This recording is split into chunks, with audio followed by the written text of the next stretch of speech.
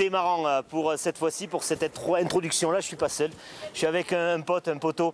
C'est la mascotte de la station de Pralou. Nous sommes remontés sur les hauteurs de la Provence. Oui, ce sont les vacances de sport d'hiver. On pratique le ski, n'est-ce pas? Il parle pas, il bouge mais il parle pas. En plus, c'est un super danseur.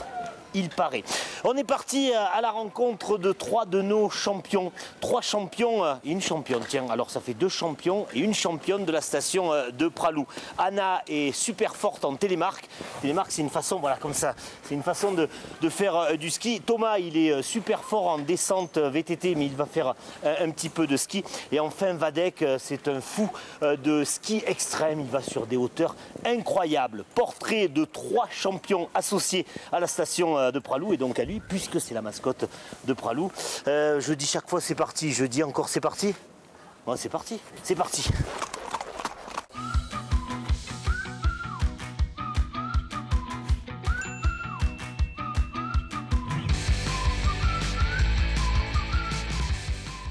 Anna, c'est bien sympa de nous accorder du temps, on s'en aperçoit sur ta jolie doudoune ou veste plutôt, les couleurs de Pralou. C'est important de porter les couleurs de cette station pour toi? Oui, c'est une station que j'essaie de représenter quand j'en ai l'occasion. C'est la station qui m'a fait évoluer dans le ski et dans le télémarque, donc ouais, je la porte. Elle est mieux que toutes les autres, celle-ci? Oui, c'est la meilleure et ma préférée. Tu pratiques le télémarque. Oui. Qu'est-ce que c'est que le télémarque? J'ai l'impression d'un truc, moi, très ancien, très vieux, et presque, j'ai l'impression que tu deviens noir et blanc, là, l'image devient noir et blanc. C'est quoi le télémarque? C'est la base du ski alpin. Donc ça va être du ski alpin avec le talon détaché. Donc il va falloir envoyer le pied à val pour faire la plus grande fente possible et tout en faisant des grands virages. Mais pourquoi tu es allé me choisir cette discipline alors qu'il aurait été, à mon avis, plus simple de pratiquer le ski de façon classique? Je sais pas, c'est une discipline qui m'a attirée depuis longtemps et je me suis dit ben, j'essaie, ça m'a plu, j'ai accroché et j'ai continué. Tu pratiques le ski depuis quel âge? J'ai commencé, j'avais 3 ans et ça fait 4 ans que je suis en club. 3 ans, tu marchais depuis 1 an et hop, tu étais déjà sur des skis, toi. Oui, j'ai commencé toute petite au jardin d'enfants. Après, je venais pendant les vacances scolaires. Et il y a 4 ans, on a déménagé et je me suis inscrite au club à Pralou. La difficulté de la pratique du télémarque, c'est quoi qui est le plus dur, le plus délicat? Le plus délicat, ça va être les cuisses. Ça va être très physique au niveau des jambes. Après, une fois que les cuisses sont musclées, il n'y a plus de difficulté, c'est du plaisir et c'est de la glisse. Tu t'entraînes combien de fois par semaine et combien de temps? Je m'entraîne 3 heures le mercredi après-midi. Et c'est tout, j'ai un entraînement de télémarque par semaine. Avec Pascal Berger, c'est le directeur de la fédération. Bon, et ton objectif pour 2016? Championne de France. Non. Et si, c'est l'objectif. Tu vas nous le faire? Je l'espère, j'espère. Tu as des sponsors, des gens qui t'aident, c'est le moment de les citer parce qu'une télé locale, ça doit aussi servir à ça. J'ai RSR, Romain Ski Racing, qui me fournit les vestes, qui se déplace avec moi. Donc je le remercie et voilà. Et elle t'apporte quoi cette station au niveau de l'appui? Ce sont des financements, c'est un appui vestimentaire, on te dote en vêtements. Quel est l'apport de la station de Pralou pour ta petite carrière? L'apport de la station, ça va être de nous laisser les pistes pour qu'on puisse s'entraîner, de nous fournir les piquets, d'être sympathique avec nous, de nous faire des prix réduits sur le forfait. Ils vont contribuer à tout pour que tout se déroule bien et passer une bonne saison. Bon, là, tu as la tenue de skieur, mais toi, là, j'ai la tenue skieur, ouais. Ton sport de prédilection, celui dans lequel tu excelles, c'est pas le ski? Non. Ouais, je fais du ski, j'aime beaucoup le ski, mais je fais surtout du VTT de descente en compétition depuis 2010 maintenant. J'ai commencé quand j'étais cadet, j'ai commencé relativement tard. Et maintenant, je fais du vélo, ouais, beaucoup pendant l'hiver, pendant l'été, et je skie à côté aussi, ouais. Alors, explique-nous ta discipline de VTT descente, ça consiste en quoi? Bon, je vois à peu près, mais... Le VTT de descente, en fait, moi je fais ça dans la catégorie sprint, c'est-à-dire un départ, une arrivée, un tracé délimité avec de la pente, des sauts, du pédalage, des sections rocheuses, raides, moins raides. C'est principalement de la descente, il y a très peu de montées, ça monte jamais, sauf quand on a un peu l'élan. Et voilà, le but c'est simplement de partir du point de départ et d'arrivée, aller le plus vite possible. Et celui qui fait le meilleur chrono gagne la course. ton palmarès, tu as gagné quelques courses régionales importantes. Voilà, ouais, j'ai gagné des courses régionales en descente et en fort cross aussi. Le fort cross, ça ressemble à la descente, sauf que c'est un départ à 4 sur des pistes plus courtes. J'ai gagné des coupes régionales en fort cross. J'en ai gagné un championnat, une coupe régionale en descente aussi, en junior et en cadet. Et là, maintenant, je suis rentré dans le grand bas en senior et là, c'est tout nouveau. Donc, c'est des nouveaux objectifs aussi, quoi. En plus, sous le casque, ou plutôt là derrière les lunettes et sous le bonnet, il y a de la matière grise. Tu prépares un master? Ouais, je suis en master en management du sport à l'université de Grenoble. Alors certes, vos portraits de champions nous intéressent, mais c'est aussi le rapport à notre territoire, et particulièrement, puisqu'on y est, à celui de la station de Pralou. Toi, pourquoi Pralou? Pralou, j'habite dans la vallée depuis 2013 maintenant. Mes parents sont venus s'installer, donc je les ai suivis naturellement.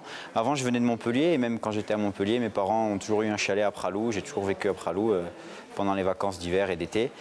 Donc naturellement, c'est les montagnes, les remontées mécaniques. Pour le vélo de descente, c'est exceptionnel, et du coup, ça me permet d'avoir un terrain d'entraînement génial à côté de chez moi, et en plus la station me suit sur tout ce que je fais, donc c'est que du bonheur, quoi. Une fierté lorsque tu décroches un podium que de dire je suis de Pralou? Oui, ou même seulement quand je roule.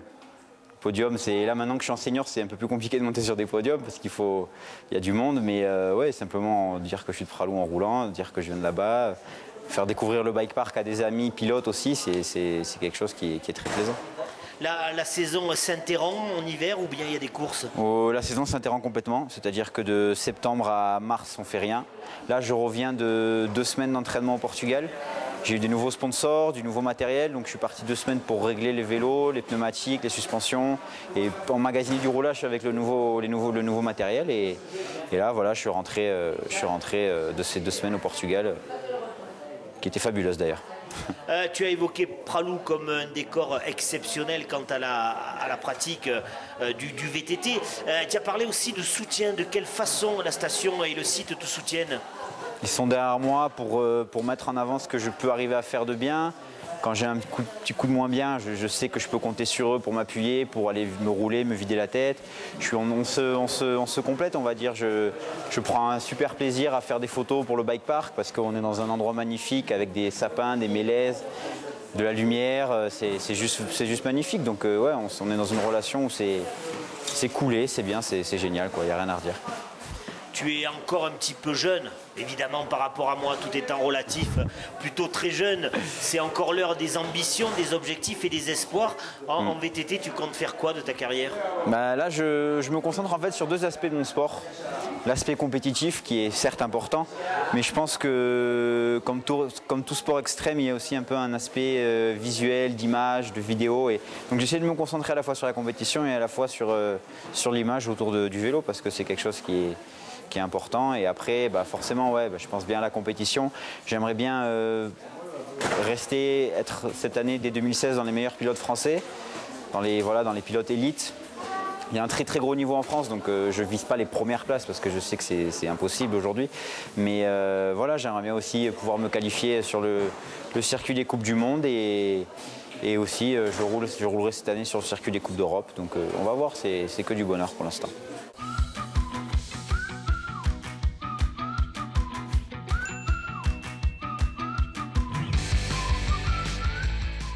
Avec toi aussi, merci de m'accorder un peu de temps, à contrario de tes collègues.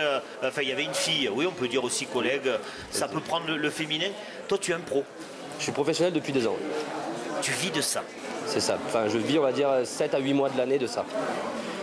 Explique-moi en quoi consiste ton sport qui est assez spectaculaire.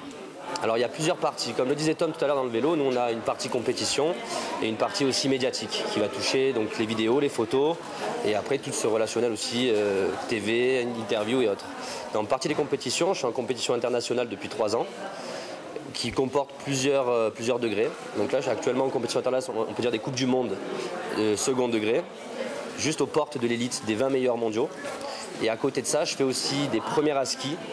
C'est la recherche d'une descente à ski qui n'a jamais été effectuée sur un sommet, admettons, ou une descente qui n'a jamais été réalisée. Donc, ce qui demande de faire un peu de l'alpinisme et de se déplacer en montagne dans des endroits un peu reculés pour réaliser ses premières à ski. C'est extrême comme sport. C'est considéré comme un sport extrême, exactement. Le niveau de la France dans cette discipline? On est bien placé l'année dernière, enfin pas l'année dernière, il y a 2 ans, le champion du monde de freeride était français. Sur les 20 meilleurs élites mondiaux, il y a 5 Français. Et dans les 40 meilleurs, on doit être une quinzaine. Donc on représente une bonne majorité des meilleurs de l'élite au niveau de ce sport. T'es né quasiment sur des skis? À 18 mois, ma première descente à ski. Ça se passait à quel endroit? C'était dans la vallée. Ici? Ouais, dans la vallée. C'est bien que ça se soit passé ici parce Toujours. qu'on a parlé, enfin tu vas partout dans le monde, tu y reviendras, mais on revient à Pralou. C'est important cette assise de Pralou, cet endroit de Pralou pour toi? Disons qu'on est dans une vallée qui est, pour moi, qui voyage beaucoup justement et qui fait beaucoup de stations, ça reste assez atypique. C'est très familial, tout le monde se connaît, on a un rapport avec toutes les personnes qui est très amical, on a ce côté émotionnel un peu avec tout le monde. Donc c'est vrai qu'on y est attaché de cœur et ça ne changera jamais, je pense. Ça. Elle te soutient de quelle façon, cette station de Pralou? Alors le Pralou a créé depuis 2 ans ce qu'on appelle le Team Pralou, où il supporte 4 athlètes dans le sport, donc plus ou moins des athlètes de haut niveau, et qui nous permettent déjà d'avoir une plateforme de communication, de faire parler de nous. Ils utilisent aussi notre image, on utilise la leur. Et voilà, il y a des aides financières, il y a des aides, il y a toute aide possible qu'ils puissent apporter pour nous, et ils le font et du mieux qu'ils puissent. Vraiment, ça nous fait un grand bien et c'est une bonne base pour nous. Ça a créé une vraie famille, ce Team Pralou. On se dépêche au niveau de l'interview parce que dans quelques minutes, tu t'en vas là-haut? Il va falloir, oui, exactement. Je vais faire randonnée de nuit. Une randonnée de nuit. Vu que c'est la pleine lune et qu'on y voit à peu près comme en plein jour, on va monter sur un sommet pour boire le petit apéro tranquille sur la croix de l'Alpe. Parfait. C'est génial. Voilà. Tu vis, on vit bien de la pratique de ton sport puisque tu es pro? Alors malheureusement, c'est pas un métier qui va nous faire gagner de l'argent comme les footballeurs. C'est 2 extrêmes complètement différents. En fait, on me donne les moyens de faire énormément de choses, mais je ne gagne pas réellement ma vie avec ça. Donc j'ai pu voyager là, j'étais au Japon il y a 2 semaines, je suis rentré, je voyage un peu toute la saison, mais arrivé à la fin de l'hiver, malheureusement, j'ai pas un salaire et quelque chose qui me permet de vivre et de continuer à vivre toute l'année comme ça. Tu es un sportif, tu es donc un compétiteur. Qui dit compétiteur dit objectif, des challenges, des titres. Quels sont pour cette saison et pour les prochains mois tes objectifs? Alors on va attaquer les Coupes du Monde dans 10 jours à peu près. Donc, à cause du manque de neige, ça n'a pas pu être réalisé jusqu'à maintenant.